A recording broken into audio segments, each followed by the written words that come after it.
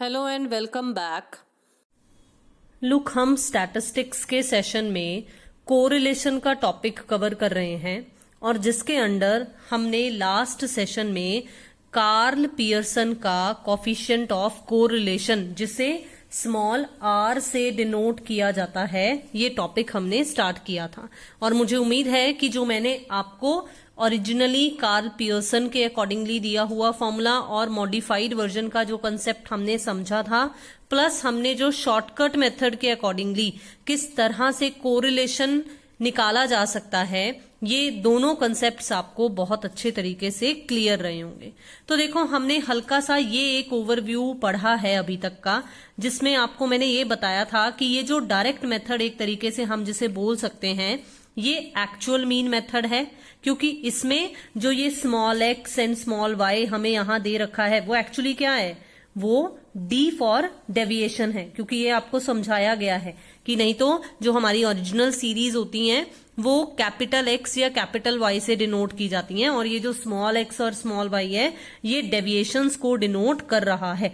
तो actual mean को use करते हुए किस तरह से हम इन फॉर्मुलेज का यूज कर सकते हैं, और अगर हमारी सीरीज में एक्चुअल मीन नहीं निकल रहा तो हम एज्यूम्ड मीन का इस्तेमाल कर कर भी कोरिलेशन को फाइंड आउट कर सकते हैं। लेकिन उसके लिए ये फॉर्मूला थोड़ा सा चेंज हो जाता है, थोड़ा सा नहीं कहूंगी बल्कि मैं तो कहूंगी कि बिल्कुल ही चेंज हो जाता है। तो आपको ये थोड़ा सा याद रखना पड़ेगा। बहुत ही आसान है, एक दो क्वेश्चंस अगर किए जाएंगे तो ये आसानी से याद हो जाएगा।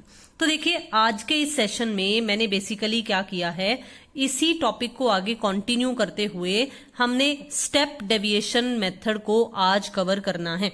अब आप बहुत ही आसानी से देख सकते हो कि जो हमने शॉर्टकट मेथड डिस्कस किया था, बिल्कुल सेम वही फॉर्मूला है स्टेप डेविएशन में भी, लेकिन एक हल्का सा चेंज है कि जो यहां पर dx और dy यानी कि जो डेविएशंस लिए गए थे वो डी डैश में कन्वर्ट हो चुके हैं। अब डी डैश किस तरह से निकलता है वो आप सेंट्रल टेंडेंसीज के पॉइंट ऑफ व्यू से भी पढ़ते आए हो। आपने मीन के केस में भी वो चीज पढ़ी हुई है कि किस तरह से एक कॉमन फैक्टर निकाल लिया जाता है और जो ये डी फॉर डेविएशंस होते हैं उन्हें सी फॉर कॉमन फैक्टर से डिवाइड कर दिया जाता है, तो आपके पास डी डैश निकल आता है। देखो, कोरिलेशन में ना ये हल्का सा बस फर्क है, नहीं तो नॉर्मली हमने क्या पढ़ा है वो multiply by c step deviation में साथ में आता होता, लेकिन कोरिलेशन में ऐसा जस्ट सिर्फ इसलिए किया जा रहा है ताकि हम हमारी कैलकुलेशंस को थोड़ा इजी बना सकें। तो इसलिए यहां पर डी डैश की कैलकुलेशन तो की जाएगी, बाकी रेस्ट सेम उसी तरह से है जैसे हमने शॉर्टकट के केस में समझा था। डी डैश का स्क्वायर निकाल लिया जाएगा, डी डैश का समेशन कर लिया जाएगा एक्स और वाई दोनों सीरीज के पॉइंट ऑफ व्यू से, लेकिन मल्टीप्लाई बाय सी नहीं है। और एक और इम्पॉर्टेंट बात, जिस तरह से शॉर्टकट मेथड हमारा एज्यूम्ड मीन मेथड था, बिल्कुल उसी तरीके से ये जो स्टेप डेविएशन मेथड है वो भी एक एज्यूम्ड मीन मेथड ही रहेगा। तो देखो, अभी फिलहाल के लिए आपको समझाने के लिए मैंने एक सिंपल सा क्वेश्चन लिया है एग्जाम्पल की फॉर्म में, ताकि हम समझ सकें कि किस तरह से ये स्टेप डेविएशन मेथड को हम यूज कर सकते हैं। देखिए, आपको प्राइस और डिमांड ये दो सीरीज आपको शो की गई हैं, और अगर आपको याद हो तो मैंने जब ये कोरिलेशन का टॉपिक स्टार्ट किया था तब आपको स्टार्टिंग में एक बात समझाई थी कि प्राइस और डिमांड में नेगेटिव रिलेशन होता है। तो देखते हैं कि अगर हम कोरिलेशन फाइंड आउट करें क्वांटिटेटिवली तो क्या बात हमारे सामने उभर कर आती है। वैसे तो देखने में पता चल रहा है कि भाई जैसे जैसे प्राइस बढ़ता जा रहा है डिमांड कम होती चली जा रही है। तो चलिए हम क्वांटिटेटिव टर्म्स में भी फाइंड आउट करते हैं। तो देखो, ये x है और ये y है, इसमें से हमने कोई भी एज्यूम्ड मीन मान ली। जैसे मान लो हमने प्राइस के केस में 15 को एज्यूम्ड मीन मान लिया और y डिमांड के केस में हमने 30 को एज्यूम्ड मीन मान लिया।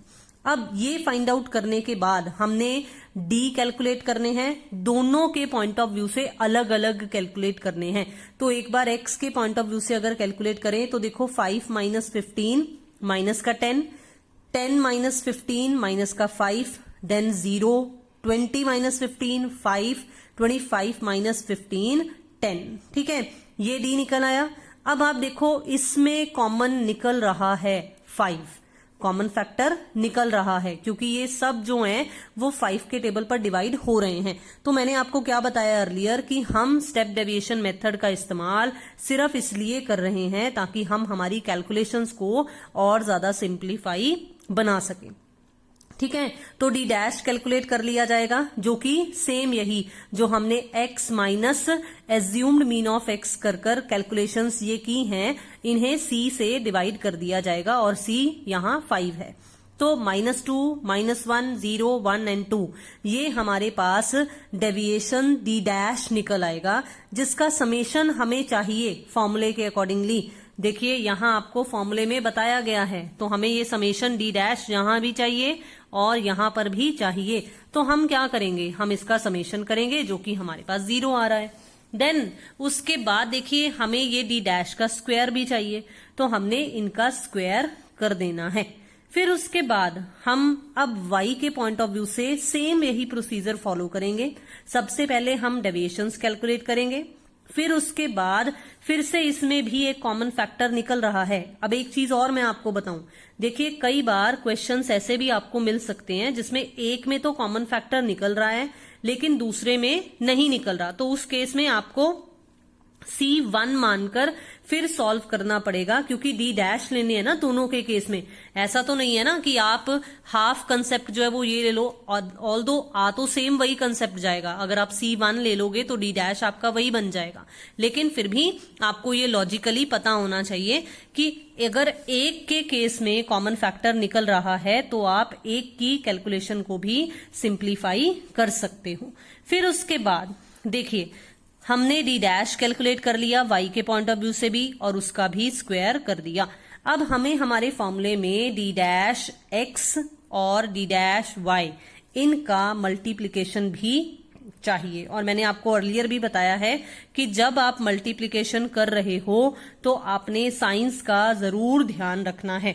जैसे यहां -2 है, यहां प्लस का 2 है, यहां -1 है, यहां प्लस का 1 है, यहां 0 देन 0 और यहां अब उल्टा हो गया है, ये इधर x वाले पॉजिटिव हो गए हैं और y वाला नेगेटिव है। तो जब आप इसे सॉल्व करोगे तो देखो ये सारा का सारा नेगेटिव में आ रहा है और नेगेटिव में 10 आपका आंसर आ रहा है किसका, समेशन dx और dy का। ठीक है, अब आपने जस्ट कुछ नहीं करना, जो अर्लियर मैंने आपको फॉर्मूला बताया है उसके अकॉर्डिंगली यहां पुट कर देना है। जब आप पुट करोगे तो आप देख सकते हो आसानी से ही आपको पता चल रहा है देखने पर कि जीरोस की मल्टीप्लीकेशन यहां 0 ही आ जाएगा, तो -10 -0 माइनस का 10 ही आ जाएगा। देन यहां सॉल्व करोगे तो देखो √10 मल्टीप्लाई बाय √10 ही हमारे पास उभर कर आ रहा है और आपको इतनी मैथमेटिकल ये कंसेप्ट्स क्लियर हैं, पता है, आप 10th तक कर आए हो ये कि √10 multiply by √10 is equal to 10। तो आप इसे सॉल्व करोगे तो देखो माइनस का 1, तो yes there is a perfect negative correlation between price and demand. तो मुझे उम्मीद है कि एक छोटा सा ये क्वेश्चन, एक छोटी सी ये एग्जाम्पल, इसके जरिए आपको स्टेप डेविएशन मेथड किस तरह से यूज करना है ये आपको जरूर समझ में आ गया होगा।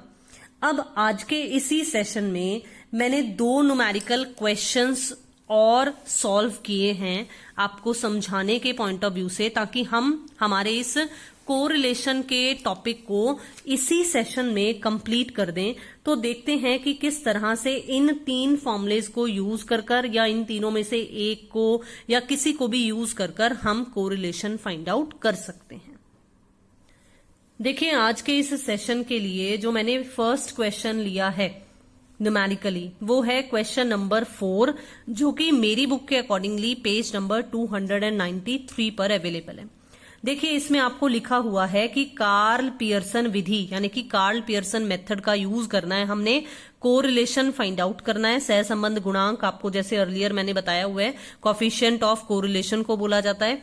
और देखिए बहुत ही ध्यान से यहां पर लिखा हुआ है कि हमने एज्यूम्ड मीन का यूज करना है। ठीक है, तो आपको ये सीरीज दी हुई है and you can note down कि आपको आर की वैल्यू यहां पर प्लस में पॉजिटिव में 0.597 दी हुई है। तो चलिए लेट्स सॉल्व इट।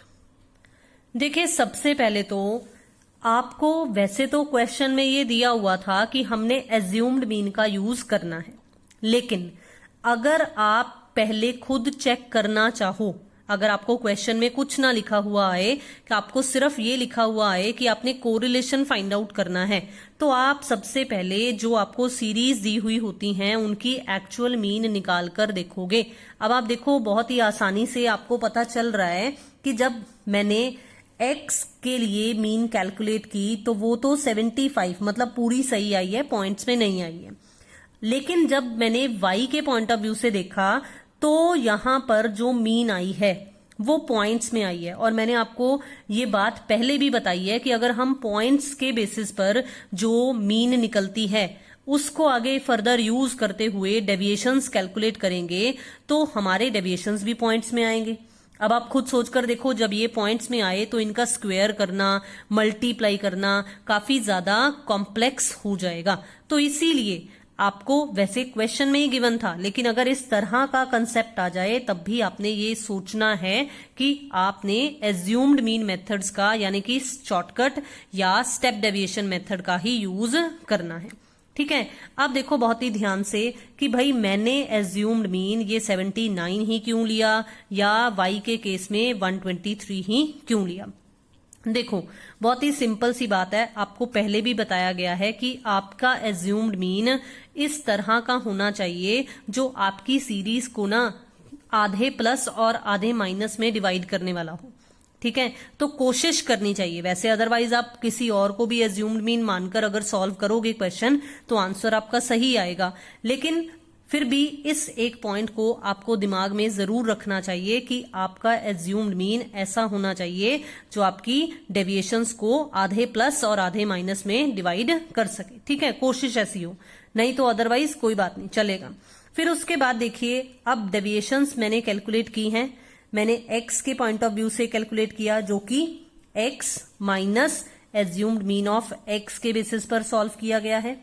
बिल्कुल इसी तरीके से मैंने y के लिए डेविएशन कैलकुलेट की है और वो कैलकुलेट हुई है y minus assumed mean of y के बेसिस पर। तो ये सॉल्व हो गया। आप इसका समेशन कर लोगे तो इट विल बी माइनस का 32 and this will be positive में 20। देन आपको डी स्क्वायर, अब क्योंकि देखो आप देख सकते हो कि कॉमन फैक्टर तो कोई निकल नहीं रहा है, तो दैट मीन्स कि हम शॉर्टकट मेथड का यूज करेंगे। अब शॉर्टकट मेथड का अगर हम यूज करेंगे तो हमें डी स्क्वायर एक्स के पॉइंट ऑफ व्यू से भी, मतलब एक्स की डेविएशन के अकॉर्डिंगली भी स्क्वायर चाहिए और वाई की डेविएशन के अकॉर्डिंगली भी स्क्वायर चाहिए, तो हम इनका स्क्वायर कर देंगे। ठीक है, फिर उसके बाद ये इनके समेशंस निकल आएंगे। देन हमें चाहिए x और y दोनों की जो डेविएशंस हैं उनकी मल्टीप्लीकेशन। अब फिर से मैंने आपको अर्लियर भी बताया था कि आपने इन बातों का ध्यान जरूर रखना है कि साइंस क्या है। ये माइनस का 1 है, ये प्लस का 2 है, तो आपके पास यहां जो आंसर आएगा वो माइनस का 2 आएगा। बिल्कुल इसी तरीके से देखो पॉजिटिव में, देन अगेन पॉजिटिव में, अब दोनों माइनस के हैं तो पॉजिटिव में आंसर आएगा। यहां फिर से दोनों माइनस के हैं तो पॉजिटिव में यहां 0 आ जाएगा, देन अगेन 0 आ जाएगा, और यहां क्योंकि एक में माइनस है तो यहां पर माइनस का आंसर आएगा। फिर उसके बाद आप समेशन कैलकुलेट करोगे तो इट विल बी पॉजिटिव 892। ठीक है, तो मुझे उम्मीद है कि ये कंसेप्ट से समझ में आ गए। फिर उसके बाद देखिए आप फॉर्मूला यूज करोगे शॉर्टकट मेथड का। शॉर्टकट मेथड का फॉर्मूला यूज करने के बाद आपने जस्ट ये कैलकुलेशंस करनी है कि जो आपको गिवन समेशंस निकले हैं आपने वो यहां पर फिल कर दिए।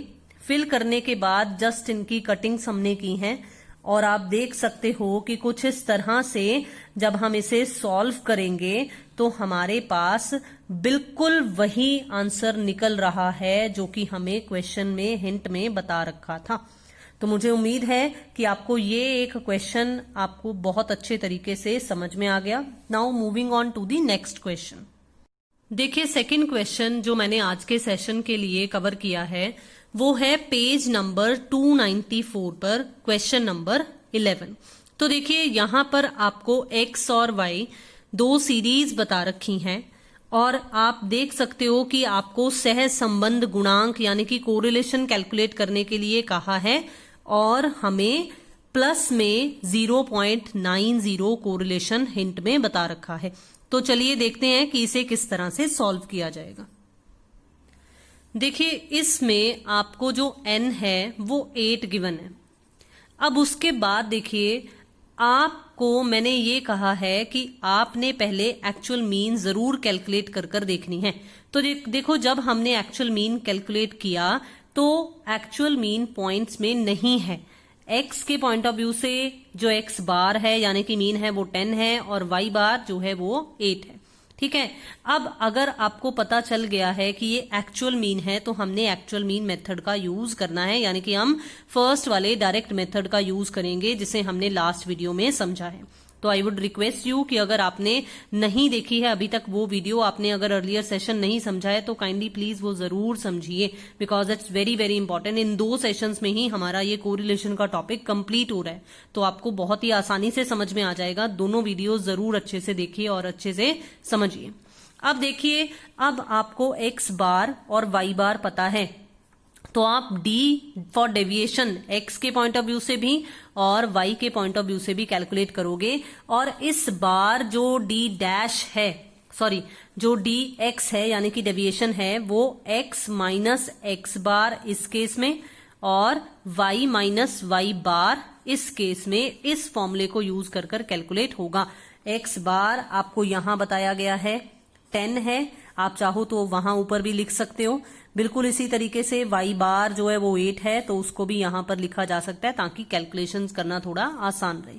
तो 10 minus 10, 6 minus 10, 9 minus 10, 10 minus 10, 12 minus 10। तो इस तरह से आप डेविएशंस x के पॉइंट ऑफ व्यू से कैलकुलेट कर सकते हो।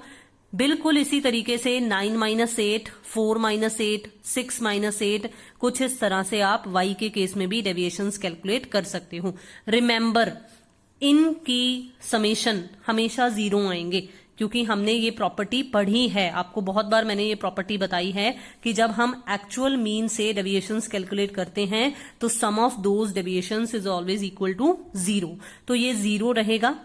अब हमें क्या चाहिए, हमें याद होना चाहिए कि हमारा वो फर्स्ट ओरिजिनल जो एक्चुअल मीन के बेसिस पर फॉर्मूला था वो क्या था।